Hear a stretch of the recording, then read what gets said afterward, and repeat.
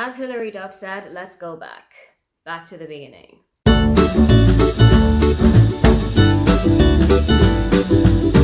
Hi, welcome, come on in. My name is Aoife and today I'm taking you through some of the authors whose backlists I really need to get finished. I have loved the books that I have read from them so far, but there are a couple of them that they've previously written and I just haven't gotten to them yet. I don't know if that's because I haven't been able to find them or if it's because they had so many books that had already come out by the time I discovered them that now I have so much to catch up on. First author on this list is two authors, and that is Christina Lauren. They are one of my favourite romance writing duos at the moment. I have loved the books of theirs that I've read so far. I've really enjoyed The Unhoneymooners. I have really loved Josh and Hazel's Guide to Not Dating. And there are so many books of theirs that I haven't even picked up yet. I have got a copy of Love in Other Words, I have got a copy of Roomies, and I know that they've got another book coming out in maybe May or June that I have got to get my hands on. But there's a whole other life that they've got, and I haven't even delved into it. They brought out the Beautiful series, which is kind of like an office romance boss employee type of thing.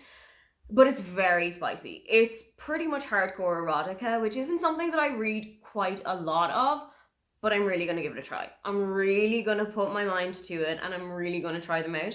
I've read snippets of the first one. I've read maybe the first 30 minutes as an audiobook of Beautiful Bastard, and I genuinely really enjoyed it. It wasn't too much for me, it wasn't too over the top for me, and I was having a good time, but now I know that there's a whole other series around that as well, and I'm going to have to get back to it.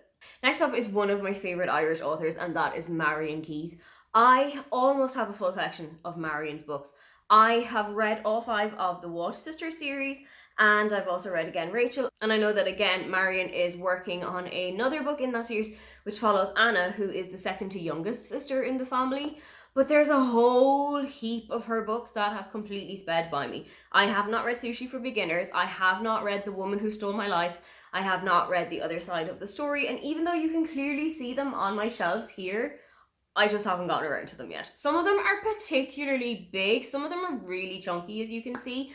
So that is kind of a little bit of a put off for me, because sometimes when I'm reaching for a book, I just want something that's going to be quick, that's going to be done within like 2 or 3 days. And I feel like with a book that length, it's just going to take me a little bit more time, but I am going to get to them. Next up is Taylor Jenkins Reid, and I have read all of the historical fiction books. I have loved Evelyn Hugo. I think Evelyn Hugo is one of my favourite books of all time. I've also read Daisy Jones and the Six, I've read Malibu Rising, and I have read Carrie Soto Is Back. There's a couple of her contemporary romance fiction books that I have already read. I've read Maybe in Another Life, and I have read Forever Interrupted, but I know that there's 2 others that have passed me by. I haven't yet read One True Loves, and I also haven't yet read After I Do, but there's also one other book of hers that I haven't read.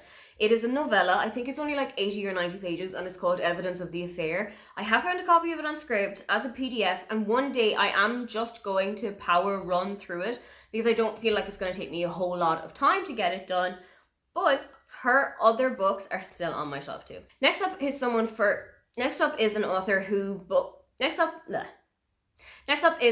who sadly is not going to be bringing out anything new, as they passed away in 2012. That is Maeve Binchy. She is one of my favourite Irish authors. I've read 2 of Maeve's books so far. I absolutely adored Circle of Friends. It's about 700 pages, but genuinely I didn't feel those 700 pages passing. I could have read it in like maybe half an hour even.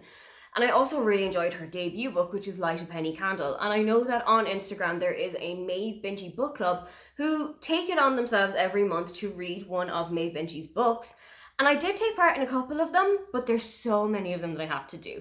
I haven't read Evening Class, I haven't read Firefly Summer, I haven't read Tara Road, even though I've seen the film, so I kind of have some idea what the book is about.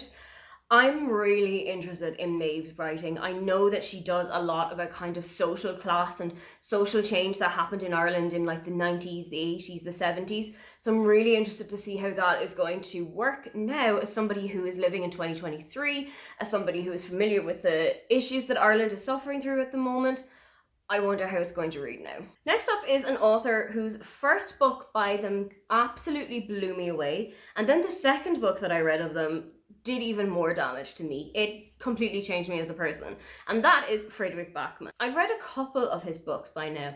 The first two that I read were A Man Called Uwe and Beartown, and I was spellbound by both of them. I actually went into Beartown a little bit trepidatious because I had heard it was about sexual assault, it was about victim blaming and slut shaming and how much of a pedestal you can put sports stars on.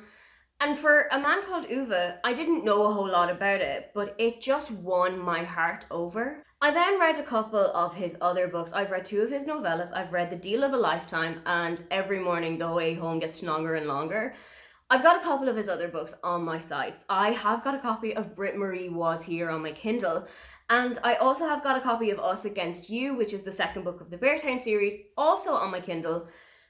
But I haven't reached out for either of them, and I'm not entirely sure why I haven't done that. I think it's because I know how great of a writer he is. I know how much of an impact his stories have had on me, and they do tend to bring me out into absolute floods of tears. So I think I just need to be in a space where I am on my own, I am in a comfortable sitting position, I have a blanket, I have a stuffed animal, I have tea, I have whatever I need, and I can just escape into the book. The final author on this list is one that, again, I've read a lot of their contemporary books, but I haven't read any of the really spicy ones, and that is Talia Hibbert. I absolutely obsess over the Brown Sister trilogy. I did a read along with Victoria from What Victoria Read and a couple of other booktubers back at the start of this year, where we took all 3 of the books, sat down, read them, discussed them, and just had a fantastic time.